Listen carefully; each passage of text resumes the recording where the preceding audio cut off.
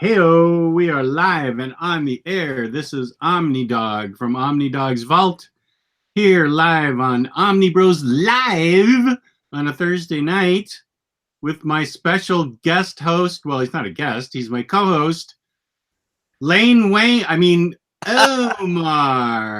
Lane Wayne, you son of a bitch. Thank you.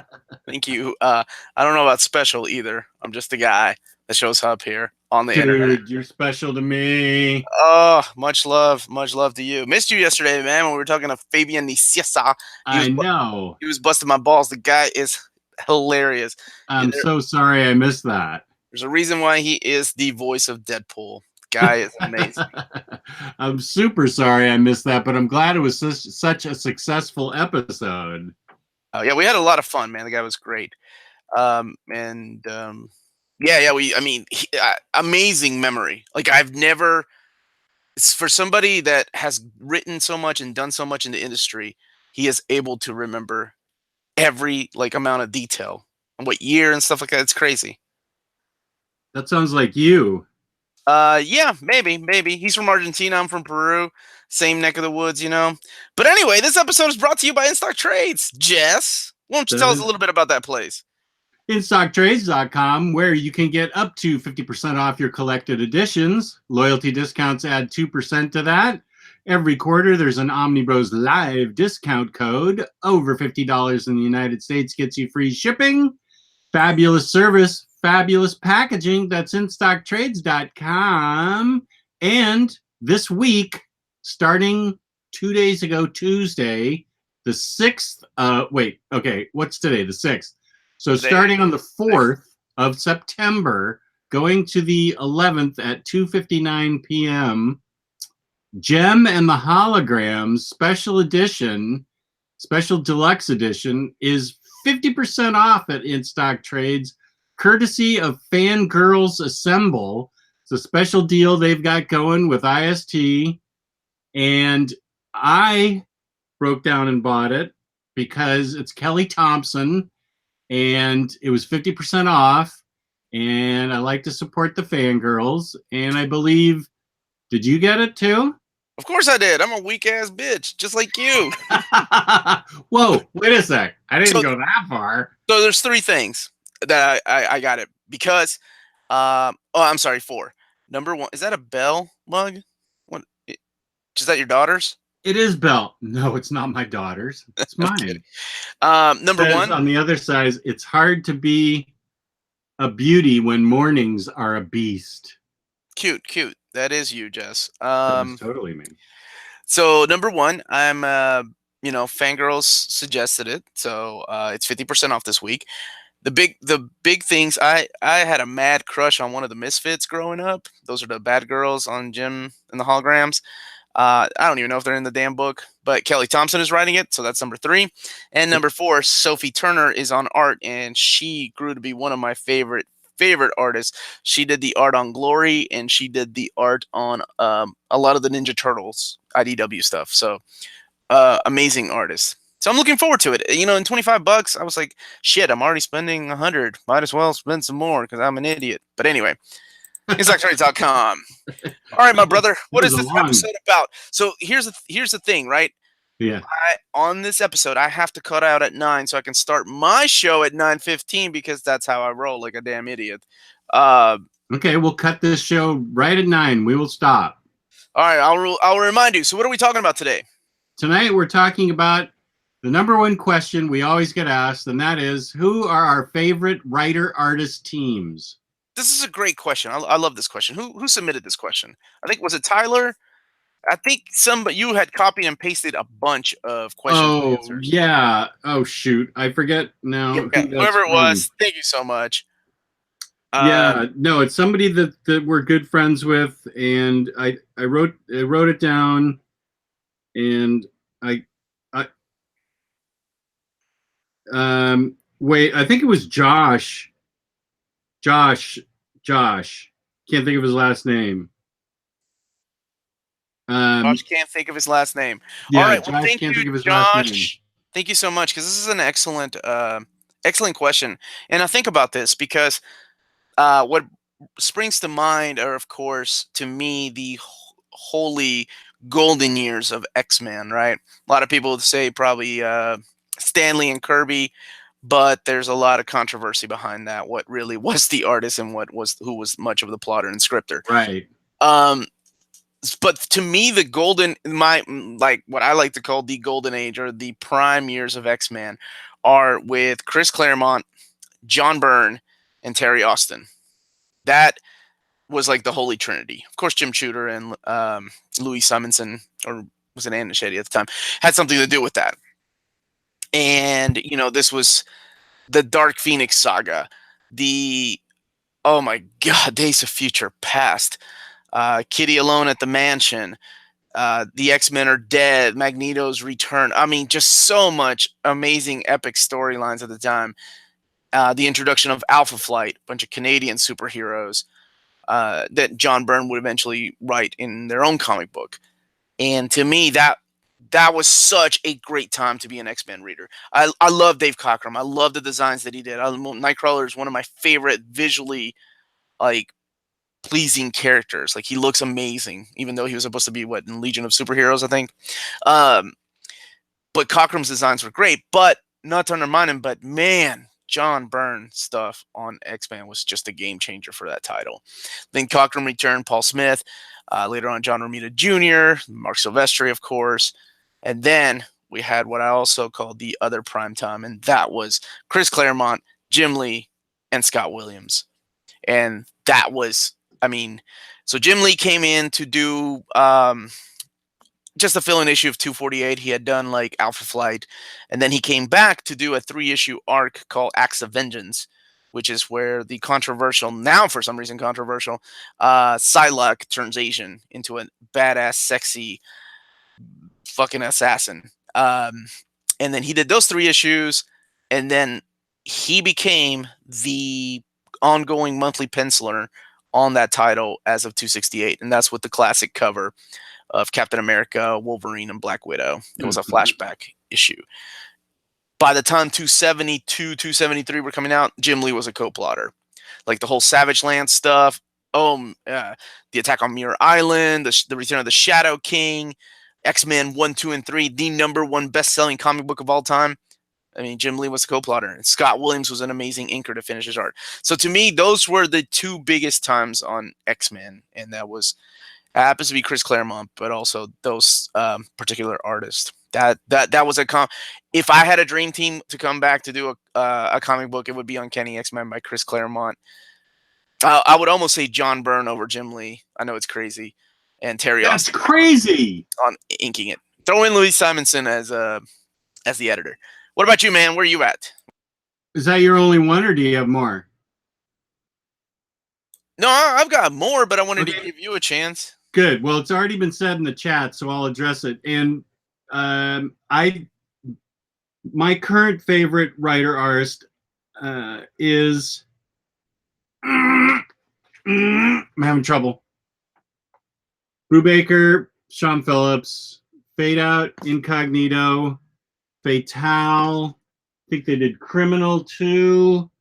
I love Phillips' art. I love Brubaker's writing. See, I can't rattle off facts and figures like you can and stuff. I'm more of a me am like the story, me am liking the art. So that's really about the best review I can give you, is that Brubaker writes crimes and mysteries like nobody's business. He's an epic writer of crimes in crime fiction, and Phillips is just dialed into him as far as, I think, just expressing exactly what Brubaker's trying to get across on the page. These are pictures from the Fade Out, and these this captures the era perfectly. It's just hard-boiled and gritty, and I really dig it. And this is, again, the Fade Out, one of my favorite books. And then Incognito, which is a little bit of a departure. This is what do they have this classified as? They don't. It's about a guy What if you were a supervillain living in witness protection and all you could think about were the glory days of being bad when the rules didn't apply to you? Incognito's story begins where blah, blah, blah. It's a superhero book about a criminal in witness protection. And it's really well done. And it's unlike anything I think Brubaker's ever done. It's just a wild capes and tights story, but with just an amazing twist to it. I can't say enough about Incognito. It's something that I read all the time, and Phillips and Brubaker do a great job on it. And then the science. They never did finish it though. Then, like they said they were going to go back and finish it one day, didn't they? They said that, yeah.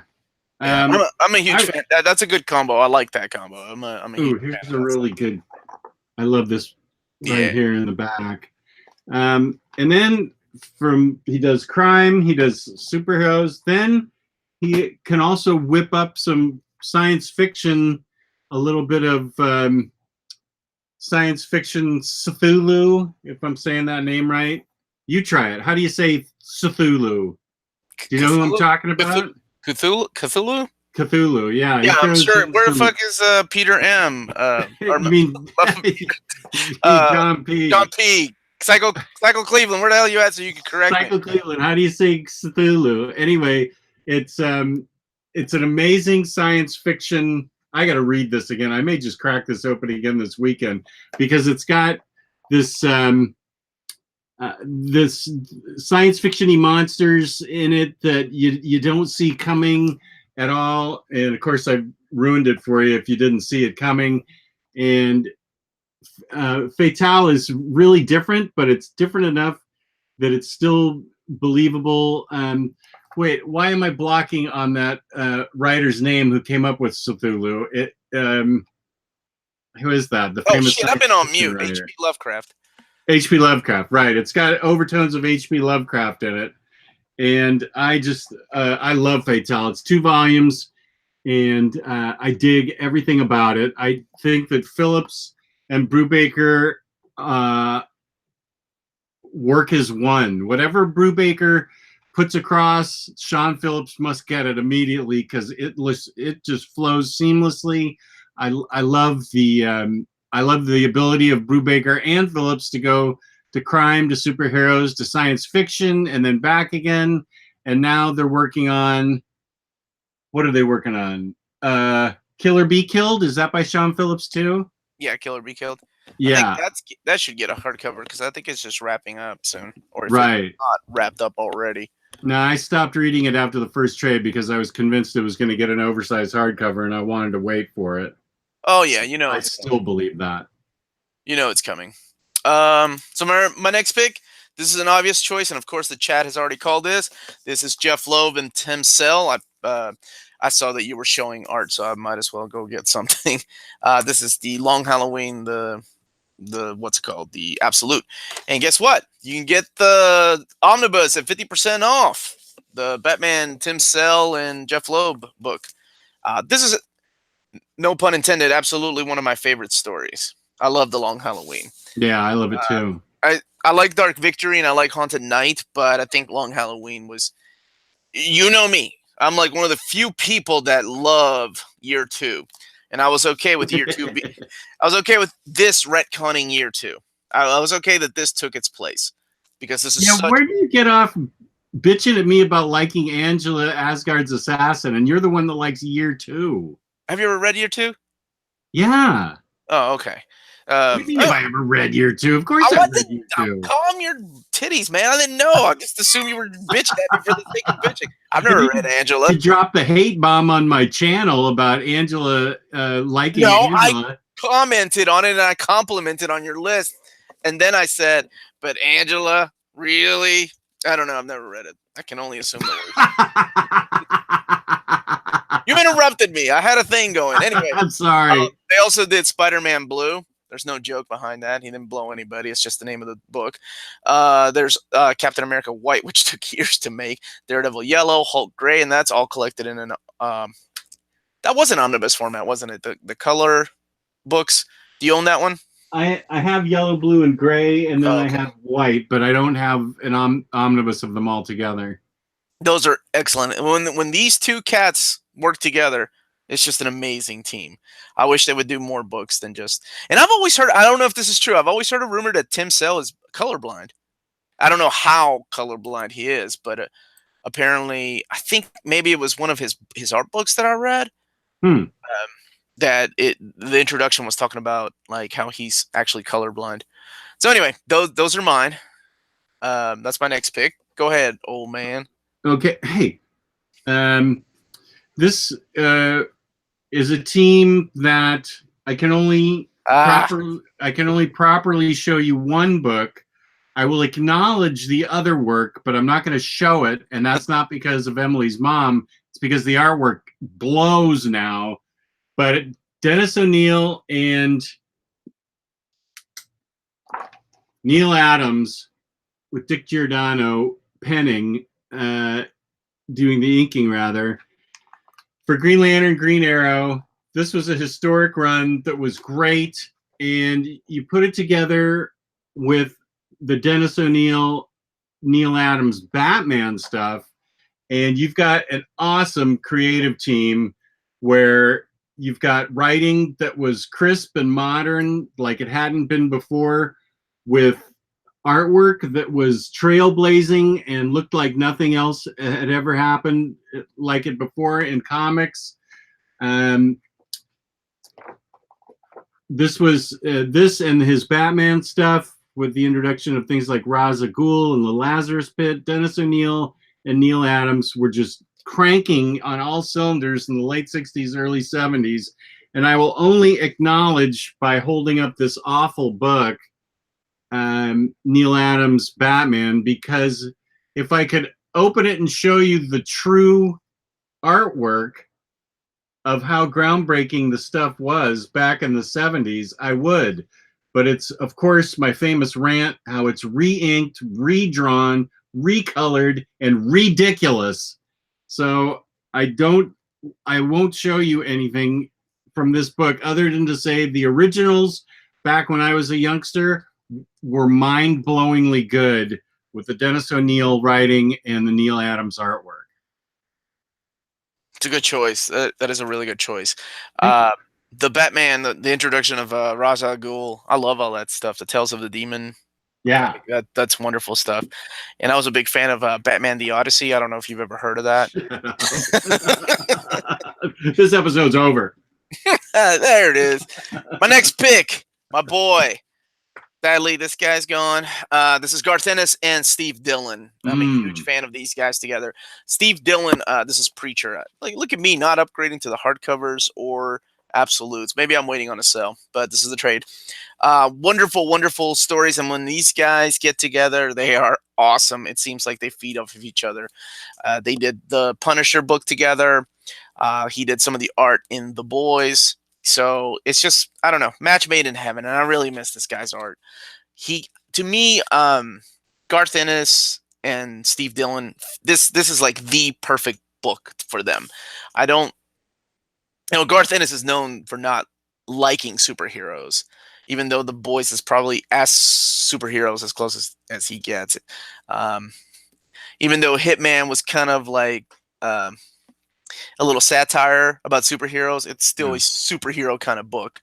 But yes, absolutely, these guys right here. And I really, really miss Steve Dillon. Guy was a phenomenal artist.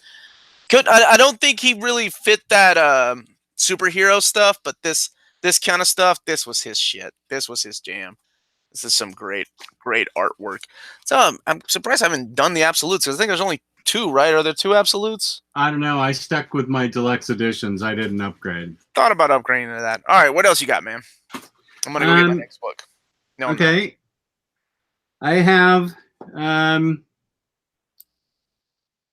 Let's see. I've only got 2 books by them, but there's a nagging feeling that they've done something else.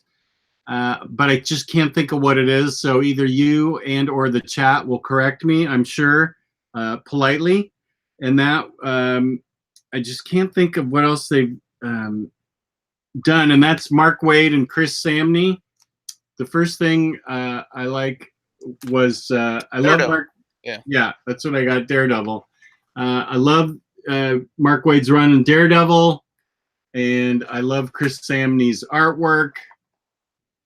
And I'm not going to go into in-depth analysis of this because I think Daredevil is actually a fairly simple. Waid has it to be a little bit interesting take on Daredevil, a little bit different, not quite as dark. And so Samney's artwork is great for it. And then the other run that they did that I like is their Black Widow run that Mark Waid did with Chris Samney. Yep. Shield's Most Wanted and No More Secrets. Gosh, I just love Mark Waid, and Chris Samney seems to get him, and these stories are great. And I just love Chris Samney, and I think they make a good team. My question is, have they done anything else besides these two books? Because I feel like they did, but I'm just not pulling it. Waid and Samney. Didn't they do the Captain America book? Okay, I'm not the biggest Captain America fan, so that's probably why. I'm looking at my stuff, and then I'm trying to remember what they've done. Yeah, because my books are over there that I was gonna get. So so for my next pick, I'm gonna cheat a little bit. I'm going to go with, not sure if you can even see them over there, but the Annihilation stuff. Annihilation Conquest, War of the Kings, and Realm of the Kings, and all that stuff. All 5 of those Omnis brought to you by Dan Abnett and Andy Lanning. Those guys. I don't know what caused the breakup, but I wish they would make up because those guys were so awesome together. Towards the end of Realm of the Kings, right after the Thanos Imperative, there was rumors that because the Avengers were selling so well, we were going to get a Galactic Avengers series by them. It was just pretty much the Guardians of the Galaxy leftovers after the Thanos Imperative. And that never came to be, sadly. And then we got Bendis's Guardians of the Galaxy. And yeah, there's that. So, yep. Dan Abnett, and they've been working together since their days at Marvel UK. They're actually the ones that co-wrote some of the stuff in Avengers: The Crossing. That's why I'm a huge fan of that book. There's some of the guys that wrote some of the stuff in the Transformers universe. Just really, really, when they come together, man, it's some awesome storytelling. And I mean, what started off with like Keith Giffen, and a little bit of Jim Starlin, moved on to them, and they took over those cosmic books, and I cannot wait for you to read those, and so you can tell me what you think. Yeah, I think December 1st I'm starting that cosmic run. Yeah, man, you will love it. Goody. You're going to love it. I can't wait. I guarantee it. Okay, good. I accept your guarantee. All right, what do you got, man? What do you got? Your favorite writer. And Bendis and Maleev. Maleev, yeah. Yep. Good. No, it's a good choice. Yeah. It's a safe choice. Like if I were a man that didn't read a lot of good comic books, I would go with Bendis and Maleev too. I'm fucking with you, man. What the hell are you saying? I'm messing with you. Okay, that's what I thought. So here's Daredevil, Bendis, Omnibus #1 with the Alex Maleev art. Great story, great art. I just totally dug it. This has already been analyzed to death, so you don't need me to go in and tell you how great of a run it is, although you might because you don't like Bendis. But Maleev's artwork is great. It's very moody, and I dig it a lot on this. And then they teamed up on a book that I like. I remember reading the first book a couple summers ago, and then the Scarlet, and then the second book came out. This is also Bendis and Maleev, and I thought I enjoyed the heck out of this book too, and so I consider them quite a good team. This was on the Icon imprint, Jinx part of Jinx World. And I think Bendis and Maleev are a great team. If they've done something else, I'm not coming up with it. These are the two. I didn't have much time to get ready before this. Do we ever though? I mean, I think we wing these, right? I think the only thing we prep for might be the interview. Right, the interviews we seem to prep for, and even then it takes us half an hour to get the guests on because they don't have Chrome or whatever. So yeah, Bendis and Maleev, I like them as a team. I like the writing, I like the art. It makes me feel good when I read it. Okay, wow. Good choice. Here's something that makes me feel good. This is Chuck Dixon and my boy Scott McDaniel. Now, not going to get all political here because I know there are people that disagree with Chuck Dixon's view on things, and I don't really care what he believes. I enjoy these stories in the 90s, and rereading them, I still enjoy them. And Scott McDaniel is one of these guys that's kind of hit or miss. The first time I ever saw him was in Fall from Grace, the Daredevil story. And I was like, man, that guy has an interesting, like, anime-ish kind of art style, and I'm really digging it. So I'm going to follow him. And then he went on to be to do Nightwing, because Nightwing originally was going to have Art T-Bert on art. I hope I'm pronouncing that name right. John P. in the chat yet. But that little project got canceled, and this took over. So this is After the Ties That Bind, which was drawn by Greg Land. And this is back when actually Greg Land had a weird Jim Lee kind of rip-off-ish art style. This is right after he was doing the stuff for Caliber Studios. So this is long before he was doing the Lightbox art, like copying, porn women that he's known for. I mean, that's a lot different than his art style he has now. So, but yeah, Scott McDaniel and Chuck Dixon, man, I wish these guys could have stayed on this Nightwing book forever. Love this team, and I'm so happy that DC decided to publish the rest of that stuff. So we got one more volume, and that's it. So hopefully we'll get more of that stuff. Who's next on your list, my man? They've only, as far as I know, they've only done one series, but what a series it was. That would be Snyder and Capullo's Batman. That was a big, long, epic run. I've met them twice, and I'm personally biased because I like them both as people. They were both really cool to me both times I met them. I love Greg Capullo's art. It just is freaking amazing, and really, you get the feeling, the tension of what it's like in the Bat family through Capullo's art. And I love Scott Snyder's Batman. It is amazing. That happens to be one of my favorite all-time runs of Batman is Scott Snyder's run on Batman, and they who reads manga? Scott Snyder. Good for him. So I feel like they work well as a team. They always seem to be goofing around with each other, and they get along great. It seems like at cons, I got a feeling they've got a true friendship going, and you can sort of feel them working as a team in the Batman New 52 series. I think they work exceptionally well as a team, and I really dig them. You are correct. That is an excellent team. I'm so glad that I did a quick little interview with Capullo at the beginning of this year at the Lexington Comic Con, and he was approached to do X-Men, and I can't remember if he was going to do it right after Astonishing finished up, but DC just made him a bigger offer. So, money talks. He was coming off of Spawn. And I'm glad they got him back. I was a huge Capullo fan when he used to work with Fabian Nicieza. He did Quasar, and then he went over to X-Force. So the guy blew up because Todd McFarlane pulled him, Yeah. On.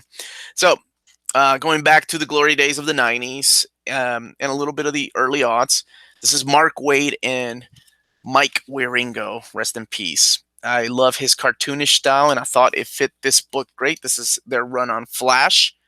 They also had a run on the Fantastic Four, which is getting an omnibus pretty soon. So you guys should check that out. That's probably my second favorite run on the FF book. It is such a great and fun time. And there were some pretty dark stories in there too, but this is his stuff on Flash.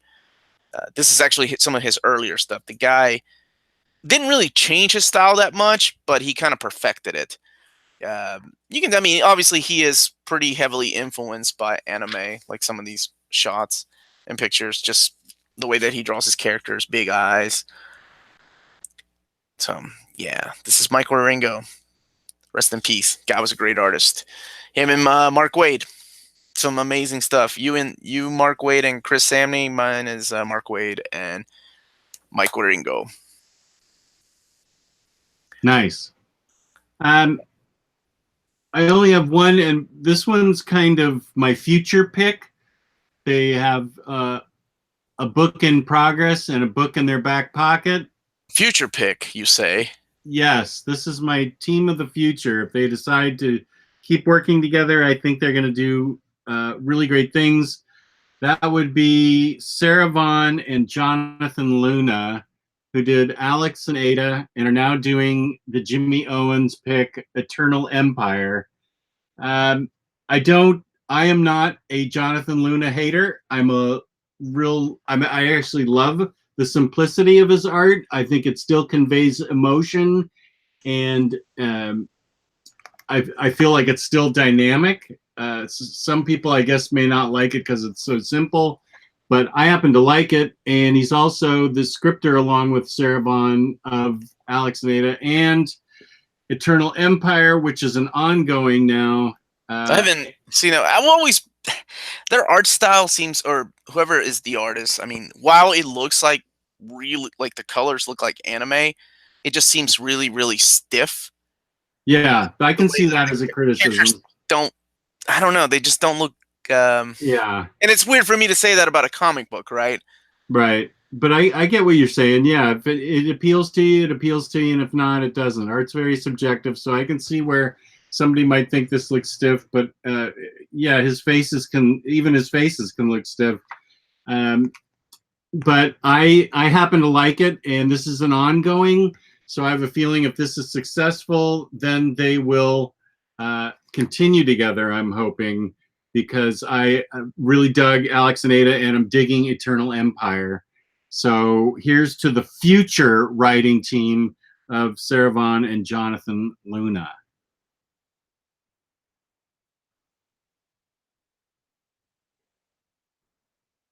So was that your last pick? Yeah. Okay, I got two more then. So okay, good. Got a lot, but I'll just do two more. So when Marvel had X-Men by Chris Claremont and John Byrne, DC had Teen Titans by Marv Wolfman and George Perez. And these guys, man, they took a bunch of these characters that I didn't give a crap about, and a bunch of these sidekick characters, and I was hooked. I love this stuff. This is some of the best comic books ever written and ever drawn. Now, this is the first printing of this because I have the rest of them custom bound, but you can buy the newer printing, which is awesome because the man, just the way that they screwed up volume 3 of the original printing with the mapping, and the way this one opens up like a freaking mousetrap. Yeah, you're better off buying the newer printing. These are some great stories. And last but not least are these two cats right now. This is Geoff Johns. And I was going to say Ethan Van Sciver because I do love his stuff. Because he did like Flash Rebirth, he did Green Lantern Rebirth, and they worked together on Blackest Night. You know, I was a big fan of that stuff. But I always liked Gary Frank's stuff. So, and unfortunately, right now they're working on Doomsday Clock.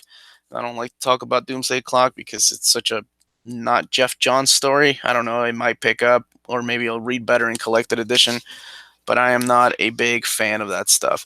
But yeah, big fan of Geoff Johns and Gary Frank. And John Sybil, that's the guy, the inker. I think he's a phenomenal inker. But yeah, this stuff right here, and this is probably one of my favorite stories here. I'm surprised none of this stuff is in omnibus format. It's like one of the few DC books that Jeph Johns has done that they have not made into Omni format. And there's a whole lot more creators and stuff like that. Was Gary Frank the artist on Brainiac? Yeah, the story where the first current, I mean the modern Brainiac was Gary Frank. Was that a Gary Frank Jeph Johns book? Do you know what I'm talking about? The current, you talking about the stuff right before New Krypton? I think so. Yeah. I'm trying to look at my Superman shelf and see where Brainiac is. The book Brainiac. It takes place like right before Legion of Superheroes. But it's the same guys. Yeah, that's Gary Frank. He did that. Yeah, I thought so. Yeah, I thought that was really good. Yeah, that art is supreme. Yes, Tyler, I said his name. I'm so sorry. Once again, Ethan Van Sciver, people have strong feelings about him. But his art, I mean, I've always been good at separating the artist from the art. So I'm a big fan of his art.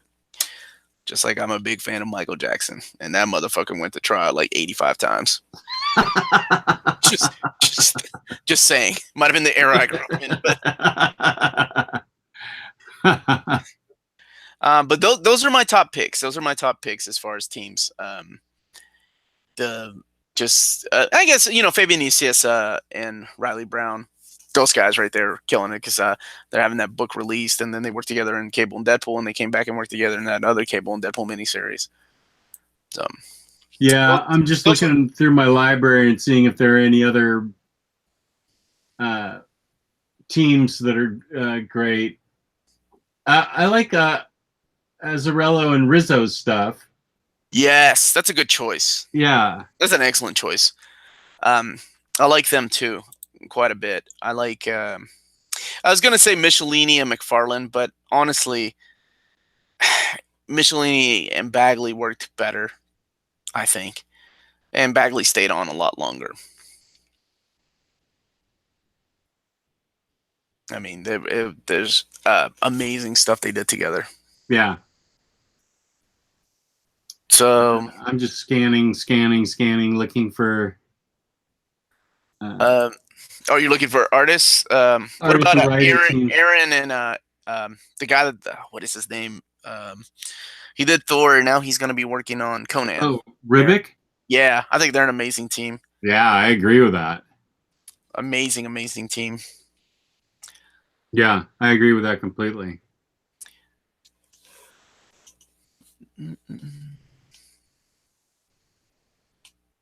Oh, Remender and Jerome Pena. I think they've done a lot of stuff together. They did Fear Agent. They did Uncanny Avengers. Yeah. And now they're working on the Seven to Eternity. Right. So I'm a big fan of that stuff. I guess Grant Morrison and Frank Quitely have worked on a couple things together. All-Star Superman and something else. They did New X-Men. They did All-Star Superman. They did Batman and Robin. They did We 3. They did Flex Mentallo. What else did they do? They did quite a bit of stuff. You're right. Yeah, that's what I thought. Yeah, I like that team. I like that team a lot.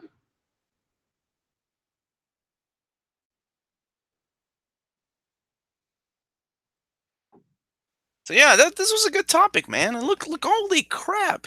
We're at like 8:42. We got time to kill. What do you want to talk about the rest of the time? I was going to give a shout out to Amanda Connor and Jimmy Palmiotti. The only thing that I'm familiar with that they have done that I'm familiar with is Harley Quinn. I know they've done other stuff together. I know Palmiotti worked on the Pro with Garth Ennis and Amanda Connor. Didn't they also do Power Girl, like the Power Girl miniseries? Okay, yeah. I forgot about that. Yeah, I mean, there's a lot of teams that just work well together. And I get excited for their new projects. So let me see. Yeah, we're not giving anything away tonight, but thank you. I feel like you're trying to froth us up because you you want to win something. But thank you for the compliment. Jess and Omar is my favorite creative team. Oh, thank you, thank you. I'm going to give away that Iron Fist that's behind Jess's head on his shelf. Give that to Not. That's mine. Give it to Jake Knapp. He said we were the best creative team. That's good. That's a hell of a compliment. Compliments go a long way. Yeah, they do. So yeah, that's those would be my favorite creative teams. I was gonna say Larry Hama and Mark Silvestri too, but I think that almost goes without saying. That then I get too deep into the X-Men stuff. Like then I go like, oh, what about Peter David and Larry Stroman, and that's just acquired taste. Andy Kubert and Fabian Nicieza. Yeah, I mean all this stuff I just pulled from my favorite X-Men teams. Mumble rappers and brain injuries. Oh, I'm getting some hate from Dave K. That's too bad. Yeah. Whoa, man, you must not have sent him anything. I haven't sent him anything. I need to buy his love. Bribe him. I need to buy his love. So we have 10 minutes left. Do you want to take questions from the audience, or is there anything else you want to talk about? Anything awesome happening? Let's take some questions from the audience. I'm setting up at a swap meet this weekend, like a geek swap meet. I think I told you about that, right? Oh yeah, this is in Lexington. Yeah, I set up last year. It was a lot of fun.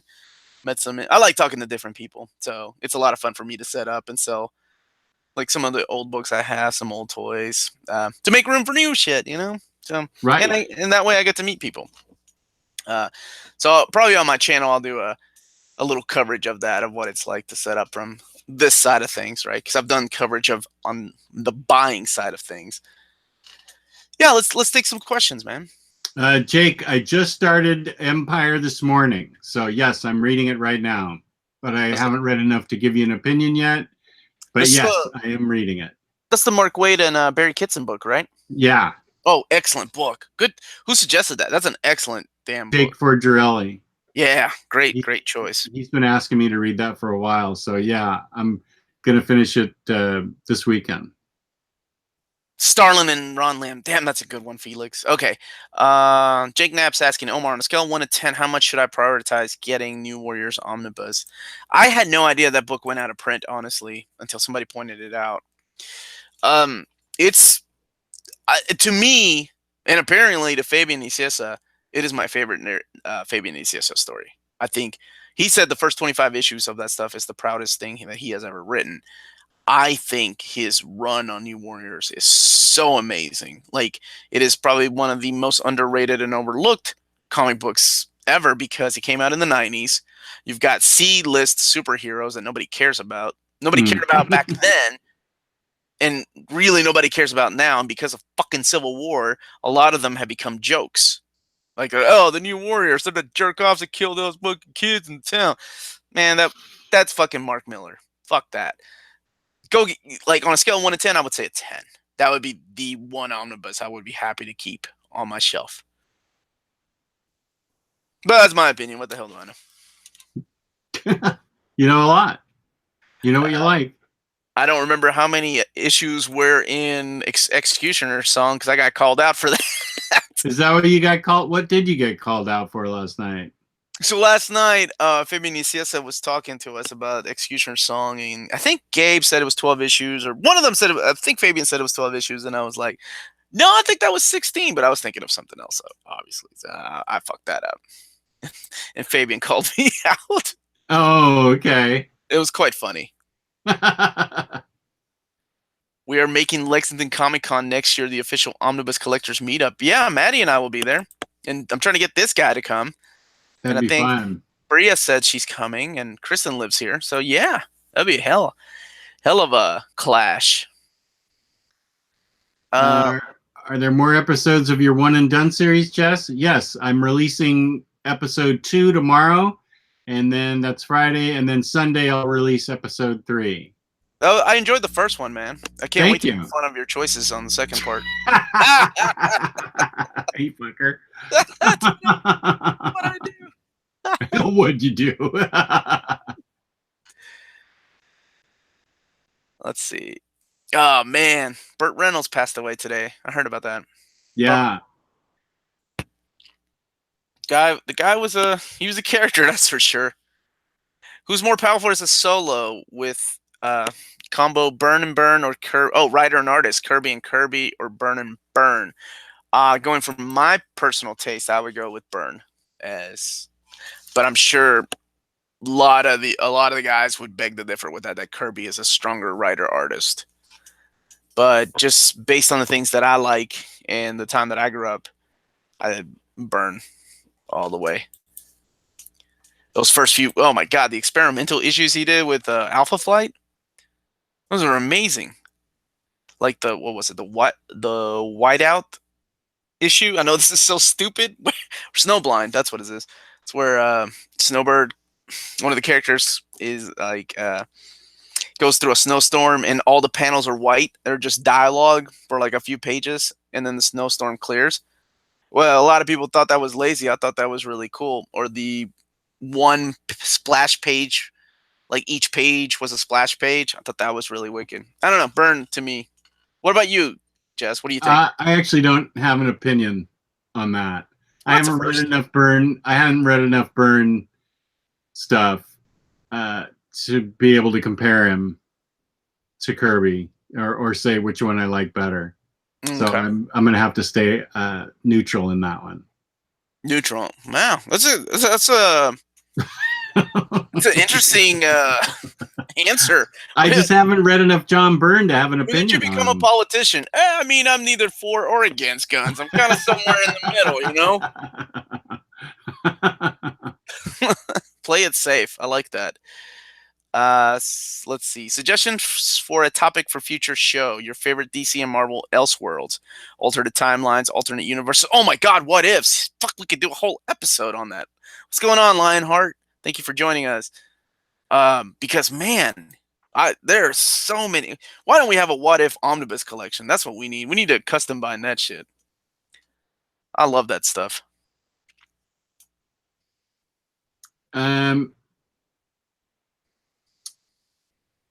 Asmodeus says, and then the bombshells episode, right, Jess? Fingers crossed. Is that an episode where of my channel where I highlight all my bombshell statues and books, or just statues? I forget what it was that I promised to do, Asmodeus. Let me know what you're talking about.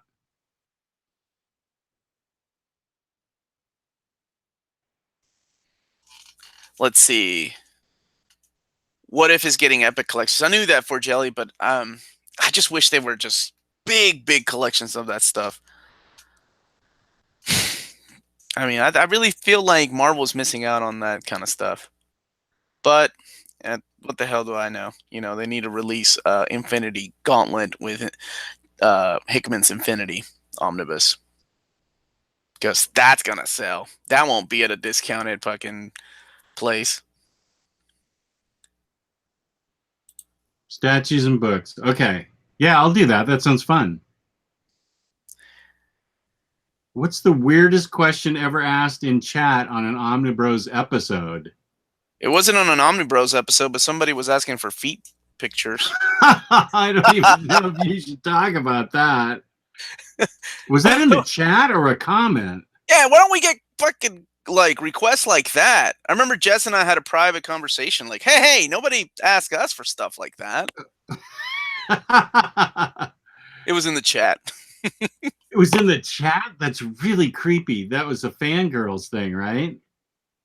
Yes, Jess, it wasn't me and Gabe. It was a Fangirlz thing. Well, they said OmniBros, so I wanted to make it clear. Oh, an OmniBros episode. What's the weirdest question? I don't know. We've had a lot. Like, if we were wrestling, who would win? That was a funny question. That is funny. Cuban Groove, don't try and rev me up. I don't hate the fourth world, and you know that. Stop. Stop. Just stop. Don't make Jess boot somebody out of the chair. Time them out again. You're just trying to push my buttons, god dang it. They know how to do it. Oh, Clark Nato, episode idea. Best canon change and why it was gay Iceman. Now he's pushing my buttons because I have strong feelings about that. But those are my opinions. I remember, yeah, it was a little, I didn't agree with that, but we can save that for another episode. I think Peter M wanted to talk about that one day, and so did Ryley. I think that would make a good topic. Actually, that would be a good topic. Canon changes and what upset you? Canon changes in X-Men or X-Men or just generally? In general.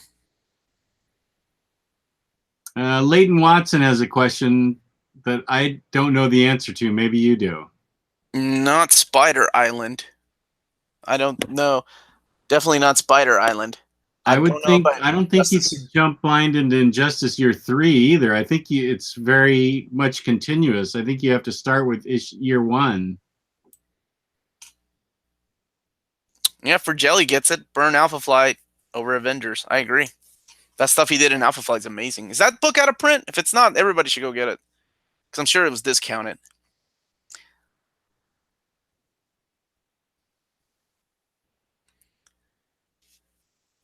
Jiminy Crickets. I love that saying. My mother-in-law says that. It's usually when she's about to snap. Oh, Jake Knapp says, hey, I'll take Gabe feet pics too. Yuck. How did I miss that comment?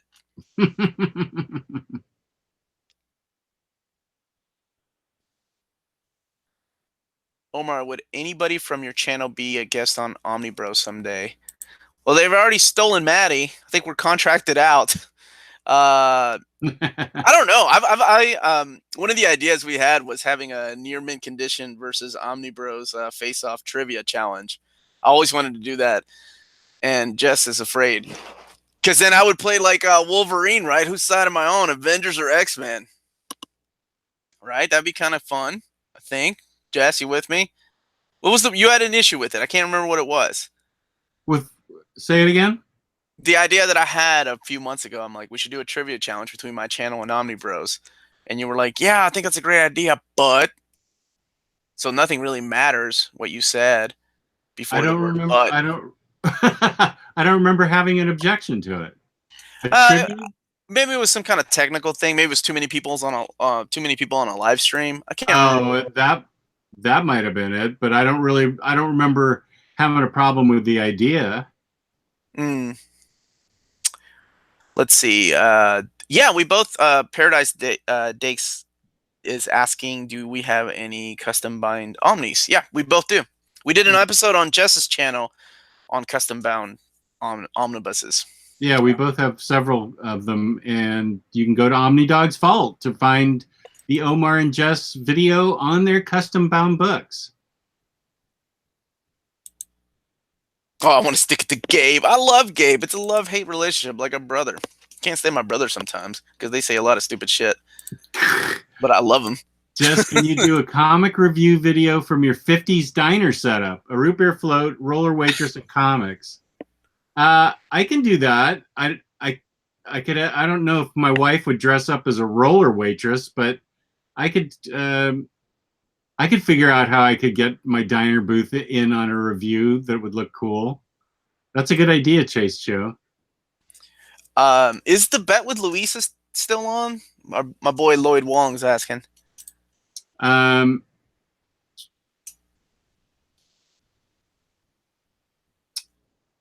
Where's that? I'm sorry, I didn't see it. He said it's almost Halloween. Is the bet with Louise still happening? Yeah, it is.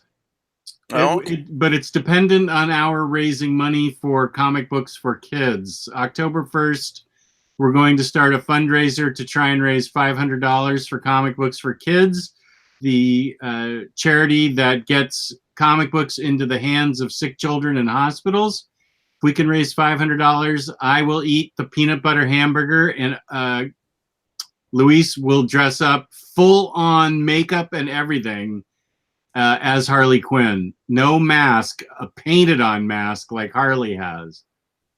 And I think he's going to have to, like, shave his body hair off. creepy. His girlfriend's gonna totally do his makeup. So if we ever have a trivia night, they suggest I be the host because I'm in the middle. That would be good. I like to see how well you do at trivia, Jess. Oh, you know I'm terrible. I can't even remember what I read last week. And that's why I want to do it. What a jerk. Yes. What is your middle name? I don't know. I'm panicking. Frick. Well, we have 2 more minutes, 1 more minute left. So let's talk about InStockTrades.com, where you can get your collected editions up to 50% off. Loyalty discounts add 2% to that. OmniBros discount code every quarter. You get free shipping when you order over $50 or more in the United States. Fabulous customer service and fabulous packaging. I just had to use the fabulous customer service this past weekend at IST because I ordered a bunch of books that it turns out I didn't need. Ryley told me I didn't need them, and I wrote Emily, and she immediately canceled the order and refunded me. This happened over Labor Day weekend. That was amazing. So where else are you going to get that kind of service from a corporation? Nowhere. IST is amazing. So that was awesome. Yeah, Emily is great, and we're working on some stuff with them for later episodes to try to help everybody out. You know, everybody save a buck here or there. This was a lot of fun. If you're not tired of seeing me, I will be on my channel here in about 15 minutes doing Old Reader, New Readers, where we're going to talk about Next Wave, Agents of Hate, one of my favorite books. I'm going to see what these ladies think. They may hate it. I don't know. But I reread it, and I still fucking love that book. I've been trying to get these guys to read it, but our schedules never really synced up. And you've never read it, right, No, Jeph? I haven't. I want to read it. I wanted to put it on the review schedule. Oh man, yeah, you. I don't know. You may love it. I don't know. I'm kind of curious because I thought I would. I thought it aged rather well. So okay, good. Awesome. Omar and Jess, how do you guys handle negative criticism from family and friends in regards to comic book hobbies? Like most people, I ignore them. But most of my family is like I'm kind of the jerk in the family. I make fun of everybody else, so it's difficult for them to make fun of me. So they make fun of the idea that I have OmniBros. That's what they make fun of me for. My brothers are like, "Oh, you're gonna go have to talk with your OmniBros," and I'm like, "Hey, motherfuckers, those guys are cool." They make fun of my friends. Your OmniBros. But about the only thing they can make fun of me about. But it's all, love, nothing but love. Because yeah, I think all my family, I'm old enough where they don't. I mean, they know I'm set in my ways no matter what. I'm always gonna have a basement full of shit. Yeah, I don't get anything negative from anybody about my hobby. Everybody's either very interested in the fact that I still collect comic books, or they at least are nice enough not to be mean to my face. So I have had no problems, no repercussions. Actually, my whole life, I think my best friend said something in college one time, like, "What? Are you still reading comic books?" And I said, "Yeah." And that was like the end of it. So that's about the last time that I got anything even remotely negative. So maybe a coworker looking at me weird going, "Is that a manga?" And I'm like, "No, this is a comic book in a collected edition format." Oh, okay. My kid reads manga, and I'm like, "Well, your kid is fucking awesome, and you're an idiot." But I mean, other than that, I think it's become more acceptable. I've talked about it on my channel, and I think we've talked about it on OmniBros. Like the times growing up, it has changed a lot. Growing up, you never, like when I was in school, you never saw anybody wearing an X-Men shirt or an anime shirt. Now it's become the norm, which is awesome. Good. It makes those kids that read these things not want to hide the fact that they read the shit. I think right. I went through a year in high school where I was ashamed of reading comic books because it was just the dorky thing to do. But by the time I became a sophomore, I was like, fuck it. I don't give a fuck what anybody else thinks about me. So I'm just going to read my X-Men. And now you've got a YouTube show. Look what's happened because of it. Yeah, now everybody knows what I do. Two YouTube shows. Well, That's right. OmniBros is where we all assembled together, though. So Right. And on that note, I do have to go and set up the other show with these two other ladies. So if you haven't gotten tired of me, go and join me in near mint condition here in about 9:15 we will be on. 9:15 Eastern Standard Time. Right on, man. Good luck with that episode. Thank you, sir. Thank you. Thank you to the chat. Thank you to Omar, who you can find where? What's the name of your channel again? You just said it? Near mint condition. Near mint condition. Don't forget to get that gem book. That's right. Gem and the Holograms is 50% off. Right. 50% off on IST, courtesy of a promo with the Fangirlz Assemble gals and IST. And my name's Omnidog. You can catch me on Omnidog's Vault on YouTube. Thank you so much for watching. We appreciate all our viewers, even the ones that push our buttons. Love. Love to all of you. Peace and love. Peace and love. Good night, everybody. Good night, everybody. Hope to see you soon.